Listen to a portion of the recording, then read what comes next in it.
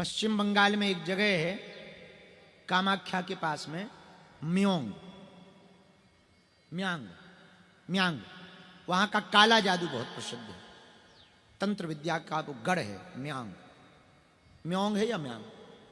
वहां के एक साधक आए हमारे पास 4-5 महीना पहले। वो तंत्र मंत्र बहुत जानते थे, इतना जानते थे तंत्र मंत्र के वो केरा पेड़ा सब ले आते थे और बहुत ज्यादा जानते थे। वो ऐसे लॉक कुछ कर देते थे लकड़ी से तो आदमी उठ नहीं पाता था। और उन्होंने ही हमको बताया, बोले हमारे पास इतने भूत सिद्ध हैं, भूत, कि हम भूतों से काम करवाते। सो हमने कहा कि हमारे पास क्यों आए। बोले हम चेक करने आए थे, आपका बड़ा नाम सुना है, हम चेक करने आए थे कि आपके पास क्या है। हम कि हमारे पास तो हलवा है। हम तो कुछ हमको जानते ही मानते नहीं, सीधे साधे आदमी, राम राम जपते हैं, जो गुरुजी ने साधना भजन दे रखी वही जप करते हैं।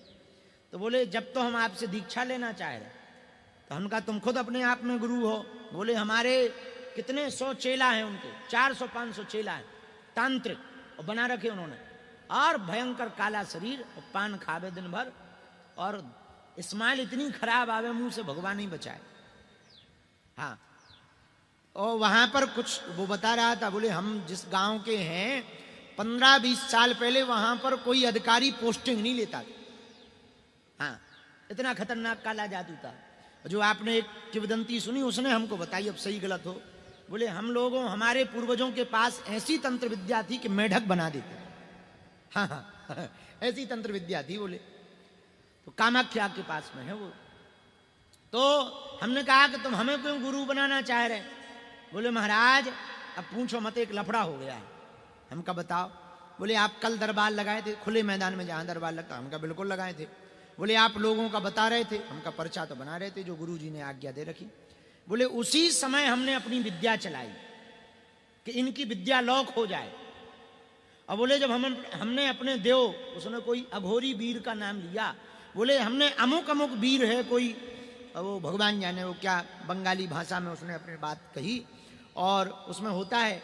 बोले पाताल भैरवी और फलाना वीर हमने चलाई कि इनके पास जो ये विद्या है, जो ये बागेश्वर बाबा पर्चा बना रहा, तुरंत लॉक हो जाए। बोले तब से वो हमारी विद्या वापस ही नहीं आ रही।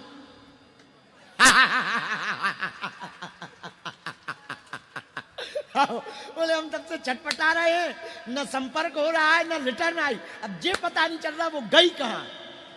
तो बोले हम आपको गुरुजी इसलिए बनाना चाह रहे हैं कि वह हमारी लौटा दो। हमने अपने अगल बगल देखवे को नाटक करो या सो। हम कहा भैया भगवान की कसम खा के कह सके हमारे लो सो नहीं आई ना है, न हमें पता हुआ कहाँ गई। भगवान जाने, भैया हमें नहीं पता। अब तुम जानो, तुम्हारी विद्या जाने। वो के अब वो रोने लगा। हमको भैया रो क्यों रहे। अरे बोले गुरुजी बाप वापस कर दो, अपनो चेला बना लो चाकर। बोले हम पूरे दुनिया के तांत्रिकन खान चैलेंज दे रहे। बोले हमारे लिए ऐसी विद्या है कि लौट नहीं सका था, हमारी विद्या कभी फेल नहीं हो सका था। हम कहा अब तो हो गई। बोले यही से तो आप हम गुरु बना रहे हैं। तो वो हमसे पूछ रहे हो कि आप बताओ आप करत का हो। हम कहा हम तो कुछ नहीं कर रही, जो है सो मुंह में से वो कह दई। ये बात कह के हम ये कहना चाह रहे, यदि आप सत्यवादी रहेंगे, गुरु पर आपकी निष्ठा पक्की रहेगी, दुनिया का कोई तांत्रिक आपका बाल बांका नहीं कर सकता। उसकी विद्या आएगी तो जाएगी नहीं वापस। अच्छा तो बिल्कुल भगवान साक्षी हैं। व्यासपीठ पे हम क्या झूठ बोलेंगे, वैसे ही नहीं बोले। अब व्यासपीठ पे तो बिल्कुल ही क्या झूठ बोलेंगे। व्यासपीठ सामने है, हमें आज तक पता नहीं है कि उनकी विद्या गई कहां। हाँ, आज तक पता नहीं है कहां चली गई। आओ अब वो बाद में वो हमारी दीक्षा लेगा। हमने फिर बाहर में कहा, हमने कहा ऐसे लोगों से तांत्रिकन से ना दोस्ती अच्छी हो तो ना दुश्मनी अच्छी हो, ये चेले ही बनाए फायदा है। हमका सुन गुरु पे अब लौट के प्रयोग ना करना। चेला तो बना ले पर सुन महापाप पड़ेगा। तो बोलो आप तो चेला बना लो। इतना मुंह बसाए उसको, भगवान बचाए। तब उसने बताया वो ऐसी निकृष्ट चीजें करता है। गंदगी से साधना की उसने। गंदगी जानते, भिष्टा, उससे साधना की।